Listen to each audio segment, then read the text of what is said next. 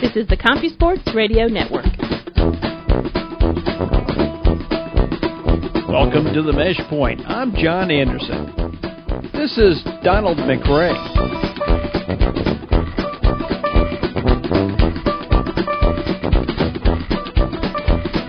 Driving down a dusty road. Welcome, folks, to the Mesh Point program here on AuctionCentral.net. My guest today is Tony DeMeo. If you heard the interview over on Coach's Corner, welcome for you folks from Coach's Corner coming over for part 2 of this interview with Coach Tony DeMeo. He is talking to us from his home in Charleston, West Virginia. Coach, welcome to the Mesh Point. Well, I'm glad to be at the Mesh Point. It's always a good point to be at. You and I have talked football for quite some time. We were throwing names around and all that here before we came on the air, and a lot of influences that you had, and one we did not mention, I didn't think about until this morning, was I had to go back a number of years, and I don't want to give away how many years because it'll give an idea of how old a fart I really am. I came across one of Homer Rice's books many years ago, and he was using the split-back veer with the pro passing game, but he was doing it out of slots to one side. And it occurred to me when I started going over your offense, I said, this looks like the exact sort of thing that Homer Rice was doing in the 60s and 70s. And it is.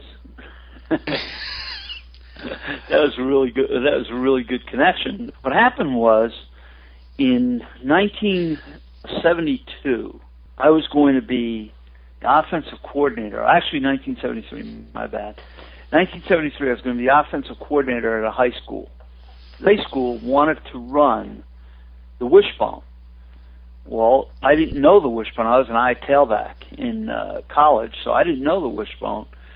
So I wrote Darryl Royal, went down to see Darryl. I spent 3 weeks down in Texas during their spring to learn the wishbone. I went to all their meetings, and Darryl Royal was super. May he rest in peace. He was just great to me. He treated me like a long-lost nephew. He just really treated me great and gave me access to everything. And I never talked. All I did was listen and take notes. And he had a great staff. Fred Akers, Willie Zapalak were all on that staff. They were really good coaches. So I learned a ton about the wishbone. So I came back all set to run the wishbone, but by the time I got home, I had gotten a couple offers to coach at the college level from Fordham University and from Pace University. And the money was a little bit better at Fordham, but I chose Pace because the Giants, the New York Football Giants, had just moved there as their training facility. So I went to Pace and I studied the Giants. If Bill Arnsparger took a step to the right, I took a step to the right. Any moment that I wasn't working at Pace, I was studying the Giants, and I learned the pro passing game. Well, this was in the early 70s. Well, Homer Rice, who was a great football coach, combined the split-back veer with the drop-back passing game. So I felt like if he could do that with the split-back veer, I could do it with the wishbone. And in 1975, I became the head coach at Iona College. I was only 25 years old and just started to shave at that point. But I didn't have a drop-back quarterback. I didn't have a quarterback that could throw. As a matter of fact, I didn't have any quarterback. I moved to safety to quarterback. We were picked to finish last in the conference, and we finished third. And we did it because we played for the championship in the 9th game of the season. But we did it because we ran vanilla wishbone, and the quarterback, who's now a college referee, Pat Garvey, could read it, and we could move the ball, slow the game down, limit the number of possessions, and win. But the next year, Pat moved back to safety because I got an outstanding quarterback by the name of Mike Blasio, who could throw, run, do everything. And then we put in that exact system, throwing the ball and running the wishbone, combining the wishbone with a drop-back passing attack, and won the conference that year. That was a first. And then the following year went undefeated with it and really had a huge year scoring points and doing it. We broke all the conference records for scoring and yards and all that other stuff. And then I expanded on that as years went on. And when I met with Bill Walsh, I learned a lot about the rhythms and the passing game from the quarterback standpoint and other things. And it just evolved. And then in '99, I went to the shotgun and did everything, the same thing, only out of the shotgun, just to help protection. But in 77 was really the turning point. We were in double slot back then, and we were throwing the ball a lot with that quarterback, Mike Blasio. Homer Rice kind of gave me the idea and was an early influence. And later I had the privilege of meeting him, and he was just a great guy and just a football genius. So he was an early influence on me, along with Darrell Royal and Tubby Raymond, Harry Gamble. Those were all early influences. And then, of course, Sam Ritigliano, Lindy Infante, and Bill Walsh later on were big influences. All right, Coach, let's go ahead and talk about the basics of your offense. The triple gun, the heart of the triple gun is the gun triple.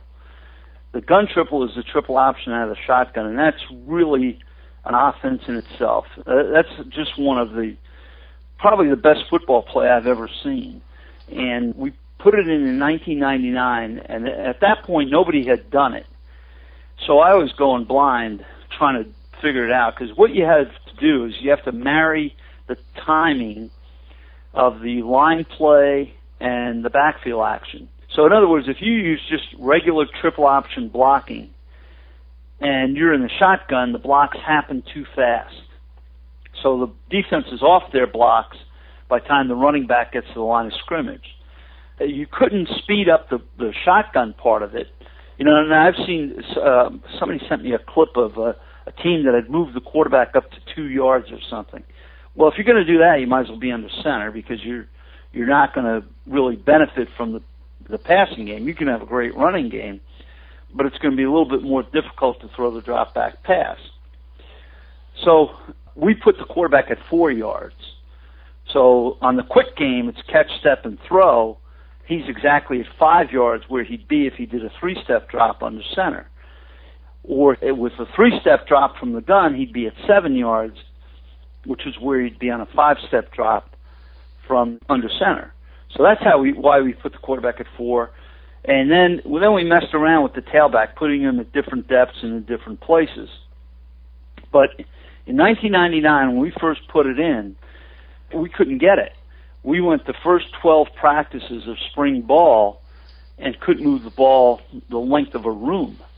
I mean, we were awful. And we took a team that had set the school total offense record in 98 and couldn't move the ball at all in the spring of 99.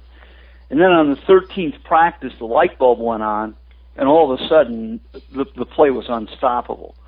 And it was just the matter of working out the timing between the line and the backs and getting the right blocking scheme. We didn't use a triple option blocking scheme, a conventional one. We made up our own blocking scheme, a bastardized version of the zone and the triple.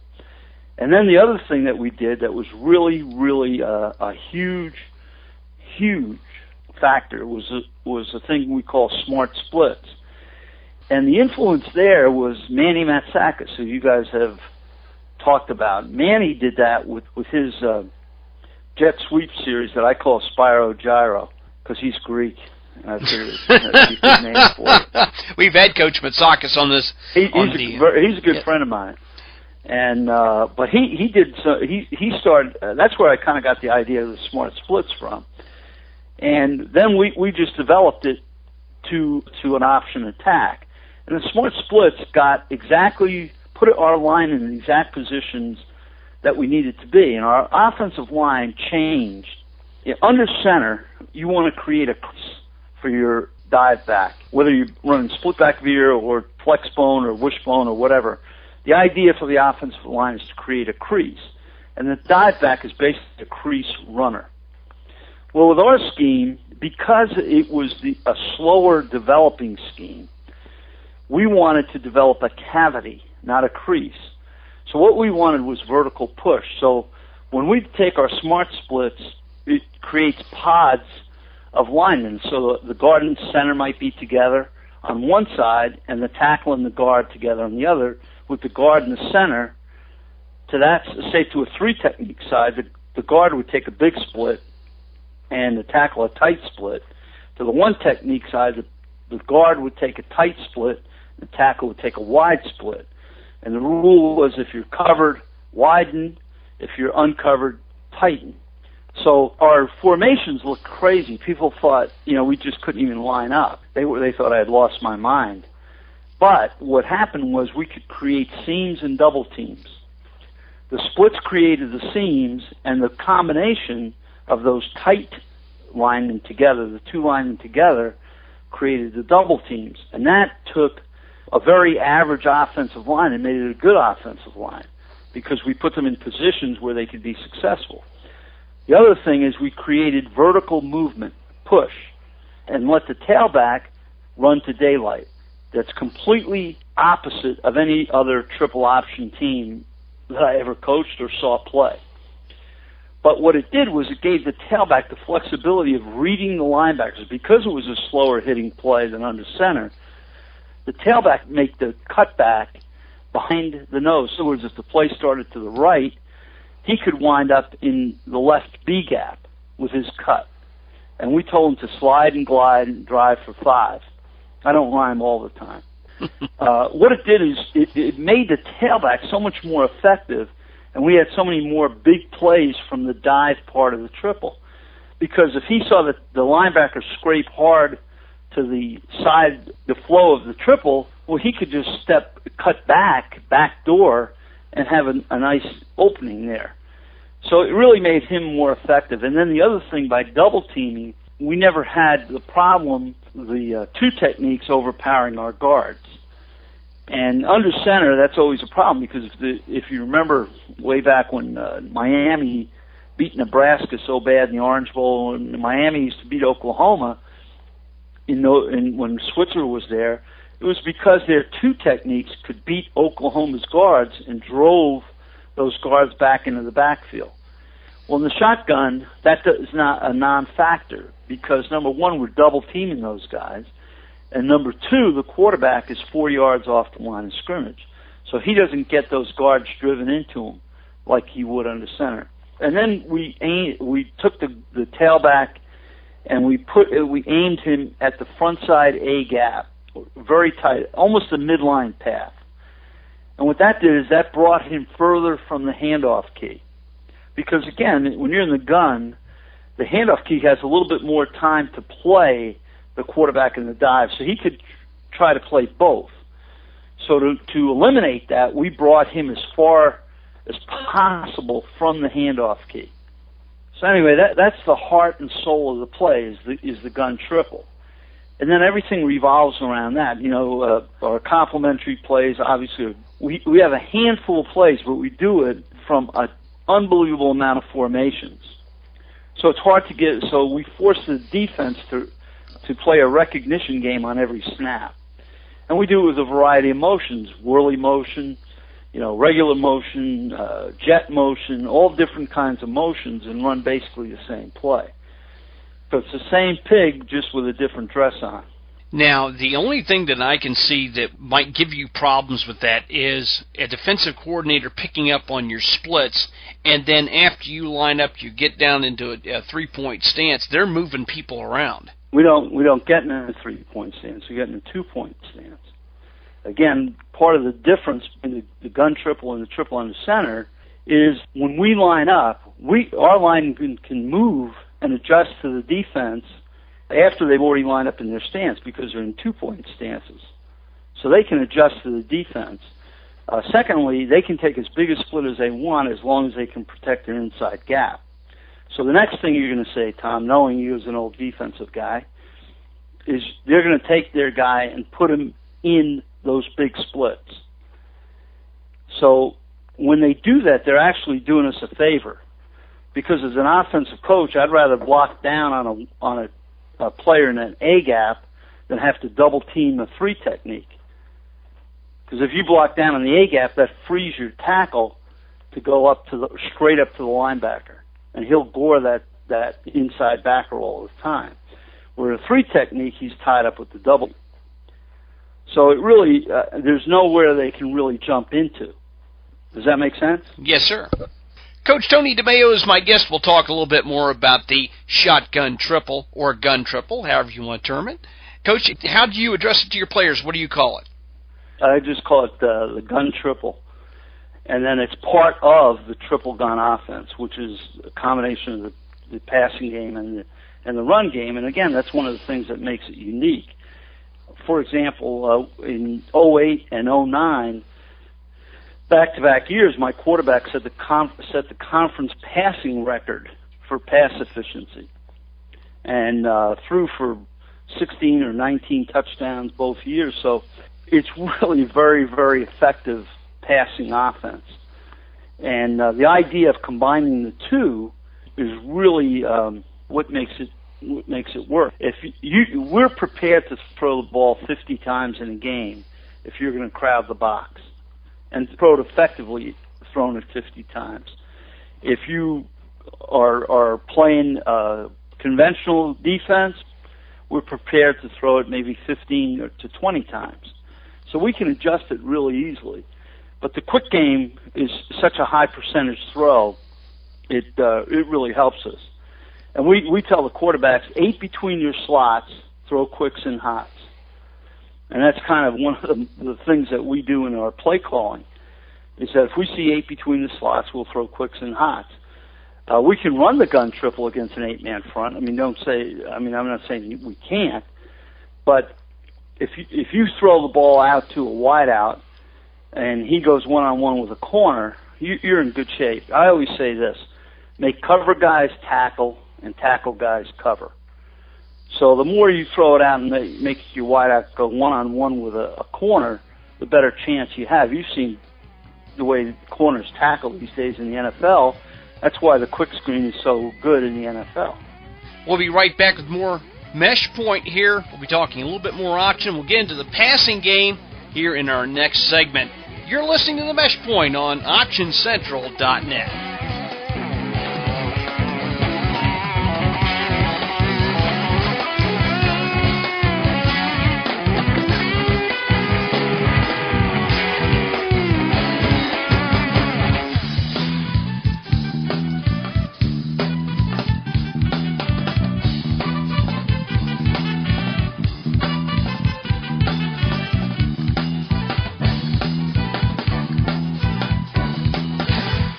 This program is sponsored by Option Central and Coach's Office.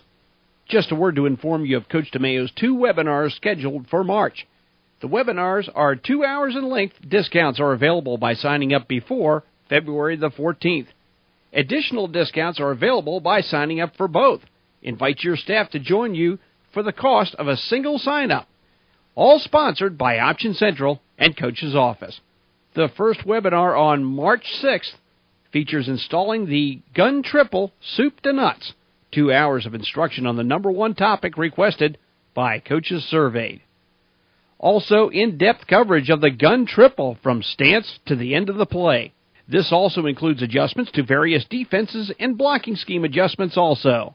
Go to TonyDeMeo.com for information. We will talk about the second webinar on March 20th on our next break. Now let's get back to Coach Tony DeMeo.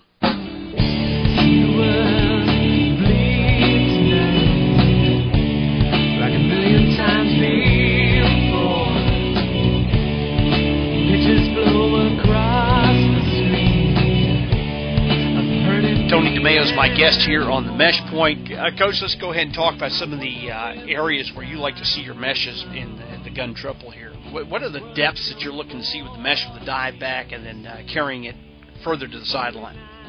Well, the way the quarterback step is he just pivots.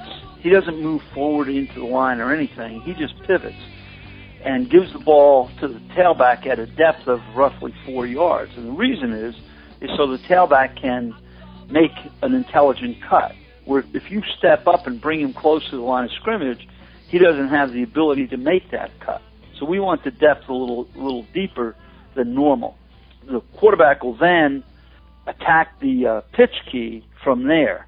And the thing about that is because of the angle, you can't really play a feather technique against our quarterback because he's running downhill north and south rather than east and west. And that's another advantage of the gun triple.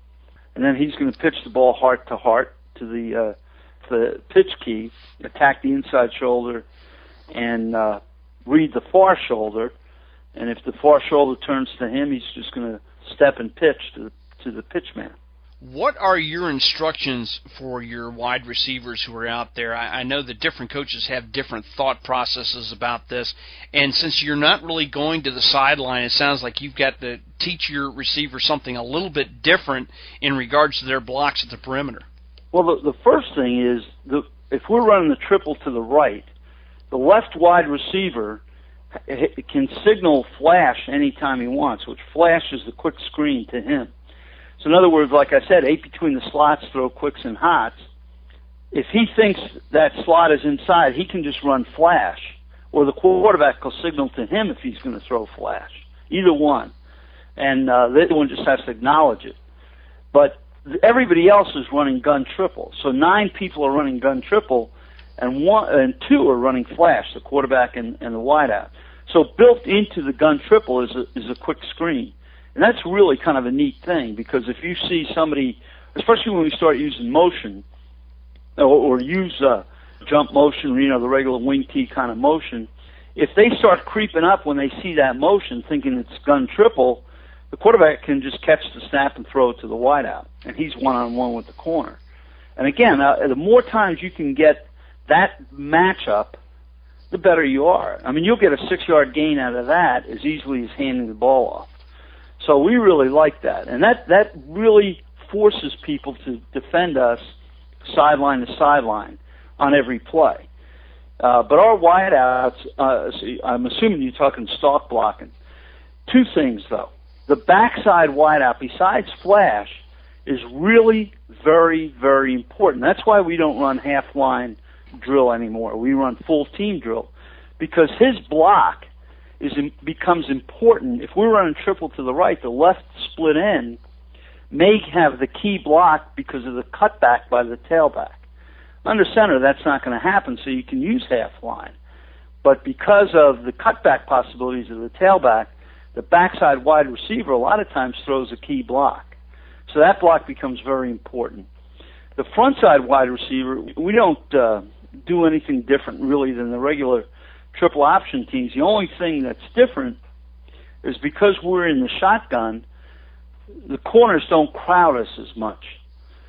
They don't play up tight as much because we can throw the throw much easier from the gun than we could under center. So that makes their blocking a little bit easier. And it makes the play action a little bit easier because with the line being in a 2-point stance, it's more difficult to tell whether it's run or pass by looking at the lineman from the secondary. All right, before we go into the passing game here, you've got a number of things coming up. You have a webinar or a series of webinars coming up. Tell us a little bit about that. Well, this is a first, and what I'm doing it for is because it's such a pain to travel. I mean, it's a pain for me as a speaker to travel. First of all, you have to undress at the airport and go through all that security checks and whatnot at the airport. You have to be at the airport an hour and a half early, and that just adds another couple hours to your trip. So the other part of that is that when somebody goes to hear me at a clinic, typically it's the head coach, maybe an assistant. If they're going to take their whole staff, it becomes a fortune. So what I felt like I could do is give a clinic as a webinar, and for one price, you can watch it in the comfort of your living room. You can have snacks. You can have your whole staff there. You can do everything, all from that living room. And to me, that's going to be the wave of the future because it makes it more affordable to coaches. And then I'm starting out with only 2 this year, but I'll probably just based on the results that I've had so far and the feedback and the sign-ups, I might just have a whole series of them.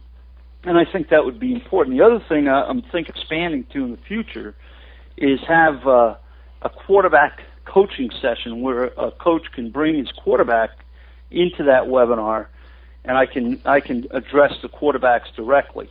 And I think that might be helpful in the future.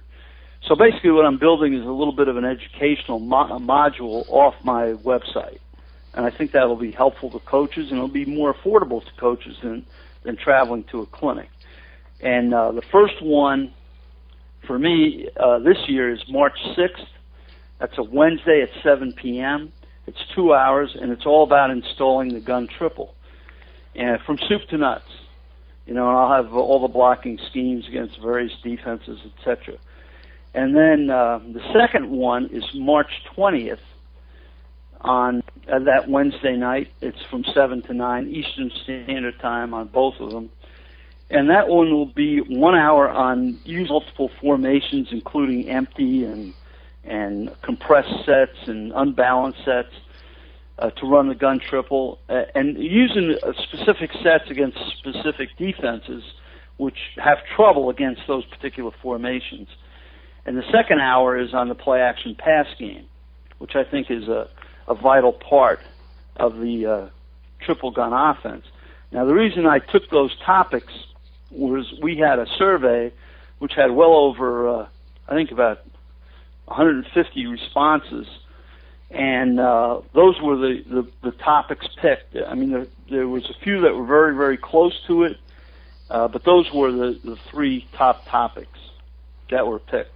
I made it, even the topics I made interactive, where the coaches could pick what topics they wanted from my website. And then, of course, on my website, TonyDeMeo.com, has a play of the day every day with a diagram and a video. So you can always go on there and see a new play and a video of that play and a diagram of the play. And I always like to include videos because I've seen guys draw diagrams of plays, but I never see them do a video because they've never run that particular play. Like you have some guys that will talk about they've run every offense in the world. They talk about it at clinics and whatnot, but I know they've never run that offense, and that's kind of being disingenuous. Tony DeMeo's my guest. Passing game when we come back here on the Mesh Point on OptionCentral.net.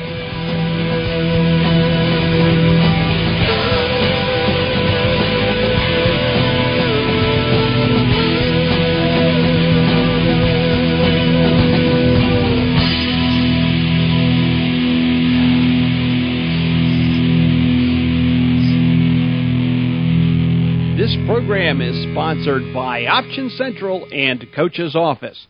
As we said during the first break, Coach DeMeo has 2 webinars coming up.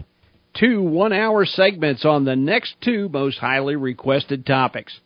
Topic 1, the gun triple and the play-action pass from compressed sets, bunch sets, empty and unbalanced sets, including variations of these formations. This includes game planning with formations against various fronts and coverages. Topic number 2, the play-action passing game, including protection, patterns, and quarterback reads. It will also include adjustments against various blitzes and coverages. For more information, you can register at TonyDeMeo.com.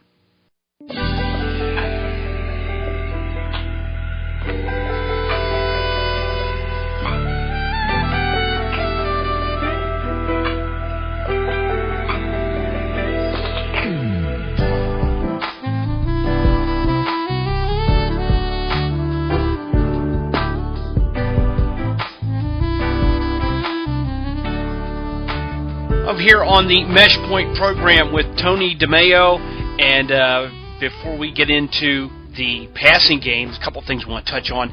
Coach DeMeo has a number of DVDs available on his website at TonyDeMeo.com. We'll go ahead and spell that phonetically. Tango, Oscar, November, Yankee, Delta, Echo, Mike, Echo, Oscar.com, TonyDeMeo.com.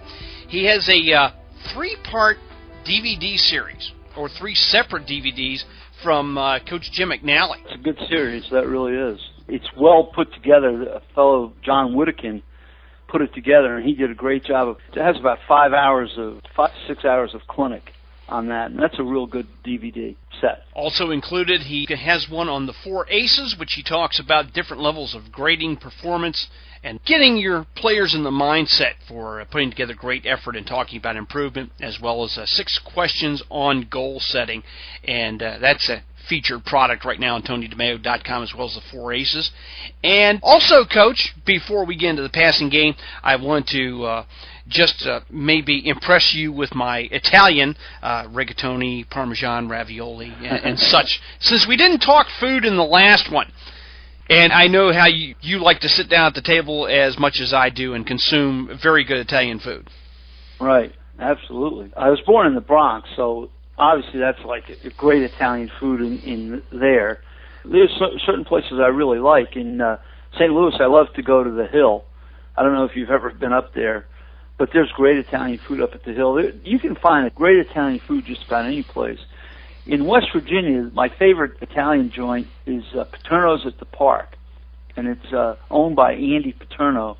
And I'll tell you what, that's really a heck of a place, and that's the best Italian food that I've had in West Virginia was Paterno's at the Park. Mm-hmm. So I lived in Murray, Kentucky, and I was one of 10 Italians in the whole city.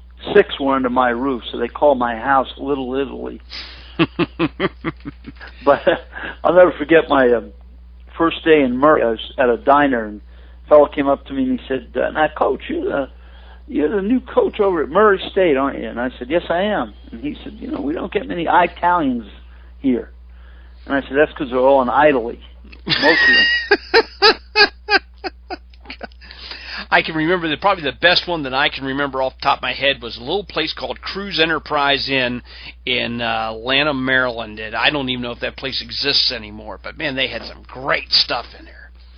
Well, if you live near Maryland, the best place, one of the best places I've ever been to, is a place called Di Pasquale's on Gove Street in East Baltimore. And I'll tell you, that's a great place. And the sandwiches are so big that invariably whenever I've gone there, there's somebody taking a picture of one, holding it up like it was a fish. That's how big they are. They're really big sandwiches, and they're real good and very inexpensive, too, considering it's a city. But, yeah, that's a real good one. I've been to a lot of good Italian places. Of course, you talk to a buddy of mine, John Iannucci, who Iannucci knows a ton of great eating joints. There's 2 things that he likes, football and eating, and I don't know which one comes first. But he knows a lot of Italian joints, and he's taken me to a ton of places. Whenever I'm up in Jersey, he always has a joint that he takes me to, or a new one, or whatever, and they're always really, really good. He knows his stuff. He's got great hand-to-mouth coordination, I'll tell you. Of course, we've had Coach Iannucci on the program, and he was an absolute delight to have on. He's a great coach. He's done a great job at Holy Spirit. Won the state Catholic championship in his division this year. So he's not only a connoisseur of good Italian food, but he's a darn good football coach. All right, Coach, let's go ahead and shift gears. We'll get over into the passing game a little bit. I know that you're a big proponent of the quick passing game. I know there's been a lot written on the quick passing game, and probably some of the best material that I've seen out there on the quick passing game would be Dan Robertson and Andrew Coverdale's.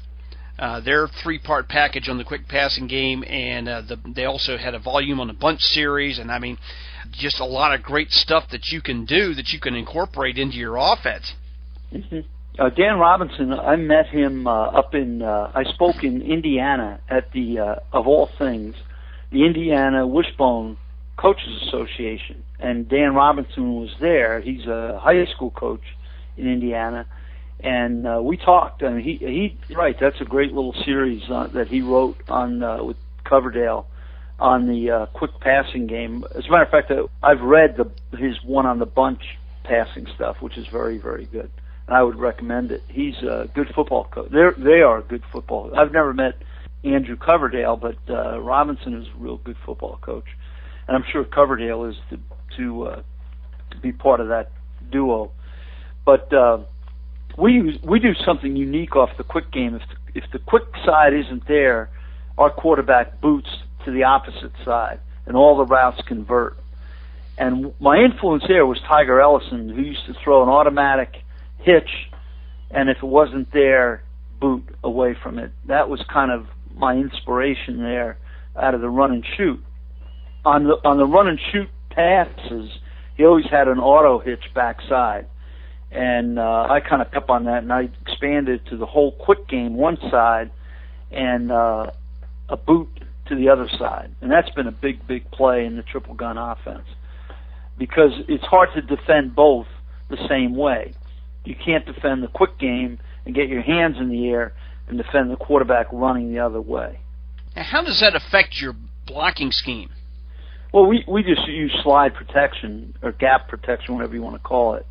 And the backside slot, if we're throwing it to the left, say, the right slot will slam and slide off the end man of the line of scrimmage, and then the quarterback will throw in his progression. But that's always his first read, is throwing the slam and slide route to the backside. And then the front side or the quick side, those routes will convert to, it's almost like scrambles. They'll convert to the boot. You had mentioned in our interview on Coach's Corner the time you spent with Bill Walsh. How much of Bill Walsh's passing game did you incorporate into your passing game with the gun triple? You know, the funny thing about that was when I first met him and we talked, it was almost like I was interviewing with him because he asked me so many questions. But he talked to me a lot about the triple option, which he's a big believer in, was a big believer in. And he's also a big believer in the running quarterback, which is ironic because now you're seeing running quarterbacks really making a difference in the NFL. But he said that the thing about a running quarterback is you can't play 5 under 2 deep man because if the quarterback will just take off and kill you. And that's kind of what Kaepernick did a couple of weeks ago against the Packers. Every time they were in man, he just took off, and they had no way of defending it. But the first time I met him and we talked, he asked me, do you do the quick game? And I said, yes, I do. And he said, how do you do it? And at that point, we were having a great conversation over dinner with 2 other people that were, as a matter of fact, one was Barry Terranova and the other was Travis. They worked for American Football Monthly, and it was the 2 of them and Bill Walsh and myself.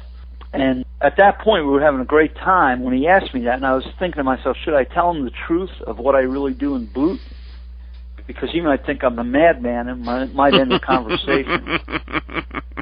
Or should I lie and tell him what the conventional 3-step game, which I could very easily parrot out there. And I said, screw it, I'm just going to tell him the truth. And I did, and he looked at me, and I said, oh, well, that's the end of this conversation. I've reached the madman category. And he said, he looked at me and he said, that's brilliant. Where'd you get it? And then I proceeded to tell him how I came up with it. And it really started in 1982 when I had a quarterback by the name of Eddie Ritchie who did it on his own once, and it worked for a big gain, and I just put rules to it. So that was that. So I didn't learn that many plays from Bill Walsh. What I did was I learned about how to teach it and the idea of the rhythms of the throw. So, for example, if you're throwing, say, the fade and the out route, which is a standard pattern for the quick game, fade by the wide out and a stick route, or a quick out by the inside receiver. Well, you can't throw them both on the same rhythm. Like he said, if you hear somebody say they throw all hitches, well, they can't throw 2 hitches on the same rhythm of the quarterback. They have to be at different depths. So the fade in the fade and stick would be catch, step, throw out of the shotgun. Under the center, it would be 1, 2, 3, throw it. And the stick would be in the shotgun, catch, step, look, and throw. Under center, it would be 1, 2, 3, look, and throw. So it's a different time. So the first route might be a 1.6 throw. The throw will be off in 1.6 seconds. And the stick route would be 1.8. So that's kind of what I learned from him. And the same thing with the deeper drop, the 5-step game. If you can't throw 2 curls at the same time, so the complementary route has to fit off that. So in other words, if the curl is 1, 2, 3, 4, 5, throw it, the flare would be 1, 2, 3, 5, look and throw. So that's what I really learned, is how to really put a pass pattern together so it opened, as he described it, as Venetian blinds. So they didn't all both open at the exact same time, because you can't throw it in two places at the same time. You can only look one place then the other.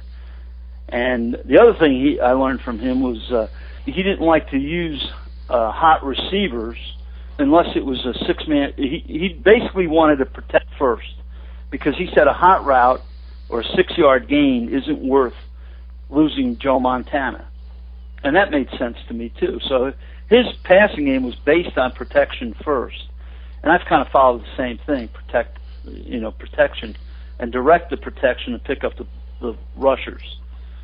So that's. I didn't actually learn that many.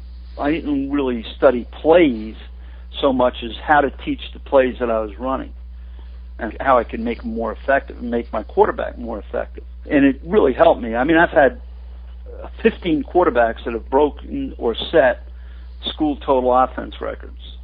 And I've had another 15, or not, probably the same 15, all become first-team all-conference. So, I think that really helped me, making them more efficient. And our pass efficiency of the quarterbacks that I've coached has always been very, very high. As a matter of fact, in 2009, my quarterback had a 189-plus pass efficiency, which at the time was the highest by any player in the NCAA. So that's kind of what I learned from him, which is, of course, invaluable.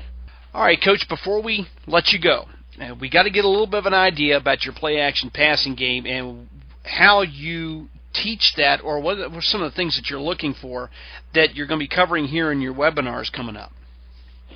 Well, the play-action pass game is a pass that looks like a run.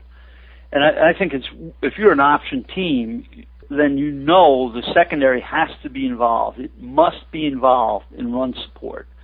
There's no other way to defend it, because you pick up. That's one of the great advantages of the option game.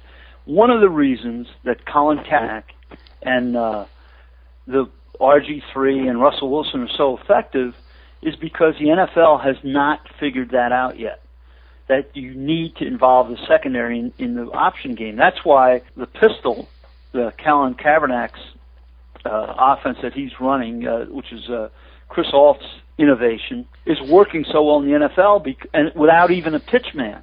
Why? Because they don't even have the secondary involved in the run support. But in college, they do. And so you have to be able to exploit where that run support is coming from, whether they're rolling a strong safety down or spinning a free safety down, or however they're doing it. You want to be able to attack that secondary that way. Sometimes teams will even try to put both safeties down. And of course, you don't want to bat your head against the wall, and you want to be able to threaten the field. So what we try to do was have a home run shot in every play-action pass, but also pattern, a complementary route, that if they do play deep, you have someplace else to throw the ball. So our play-action pass game is unique for a couple of reasons. Number one, it has built-in home run shots, but it also can be done from any formation, and the patterns are the exact same patterns we use out of our drop-back game. So when we're teaching the quarterback his reads and his throws and his and the routes, we're getting two for the price of one. So, for example, when the quarterback throws a particular route, it doesn't matter whether it's drop back or play action, he's still going to throw it on that rhythm, and he's still going to throw it at that depth. So if you're running a curl at 12, and your rhythm is going to be the same whether it's drop back or play action. So a lot of people ask me, well, how do you get all this done? The secret of the triple gun offense is this. We use a minimum amount of technique, a maximum amount of ways. So, for example, our smart splits and gun triple blocking, we basically use the same kind of concept in the back pass game. We want double teams on less. We want to double team people. We don't want to block air. I don't want a lineman looking around for somebody to block. He's going to block somebody and then pick up a linebacker if he comes. So it's all those kind of concepts that you have a minimum amount of concepts, but use them in as many plays as possible. And then it's easy for the players to learn. And it's just like the drop back and play action pass game. It's not like we have to double teach quarterbacks if we're using the same patterns in those different action in the backfield. A lot of great information there, Coach, but we're running out of time here. We're going to have to get you back on here at a later date and talk some more football. Well, that'd be great. I